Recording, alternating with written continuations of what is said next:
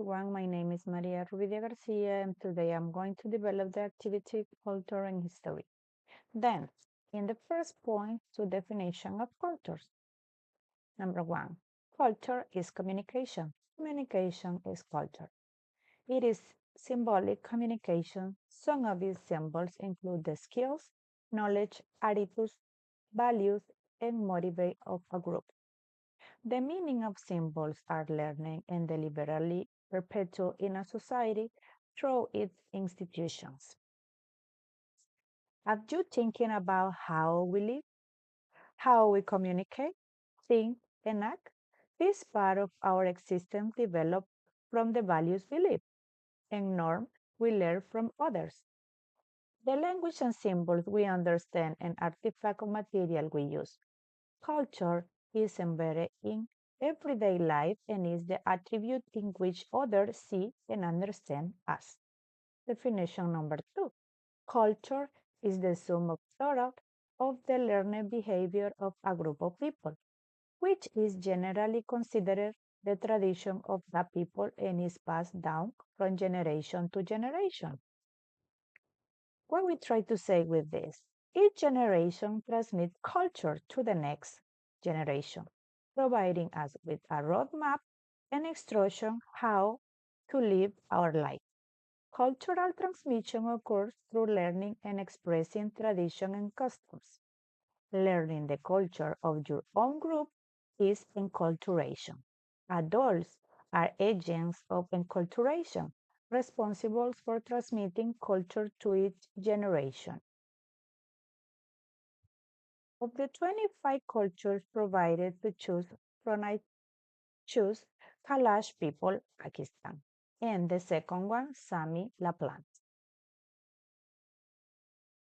Find main details about the Kalash Valley and their cultures, their location and identity. The Kalash people reside in three valleys, Bumburet, Rumbor, and Birir, located in the mountains of Khyber Pakhtunkhwa province in western Pakistan, near the border with Afghanistan.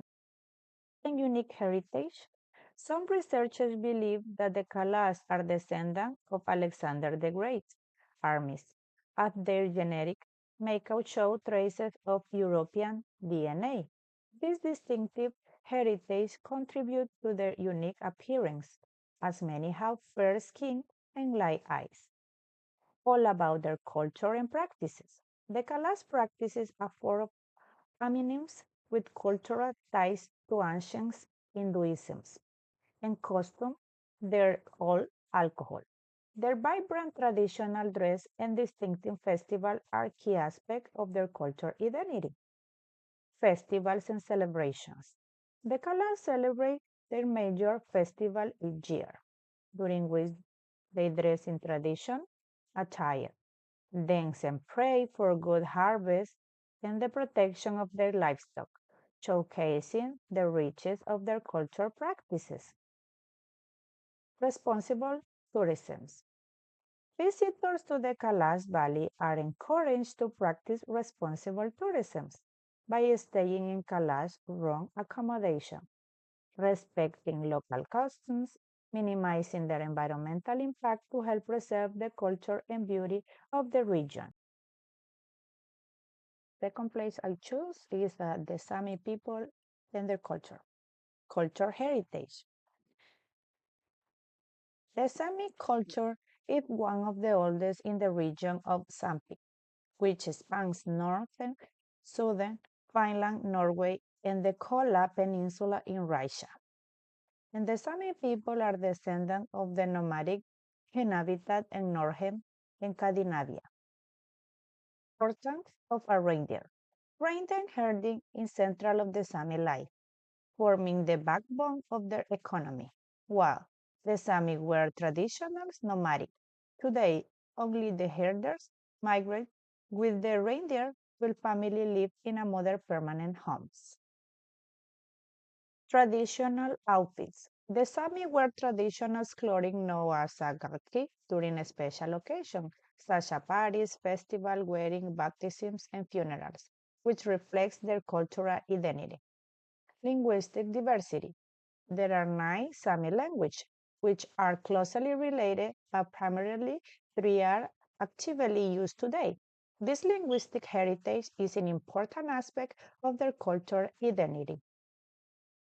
Political representation. The Sami people have established their own parliament in Norway, Sweden, and Finland, along with newspaper and radio stations that address issues relevant to their communities, allowing for representation and advocate of their rights and culture. Part 3. In the third and final point, I will be commenting on the reason presented in the video, why do we have to study history? With which I agree and comment about the video. I agree that studying history is essential to teaching people to think critically. Although we have sometimes thought that it would like be of no use to us. That is one of the most boring subjects. The truth is that in today's world we desperately need people who can analyze situations rather than simply accept simplistic narrative. History encourages us to make claims based on the best available evidence, construct persuasive arguments, and accept the complexity of the past, unlike the binary view often presented by politicians or media commentators.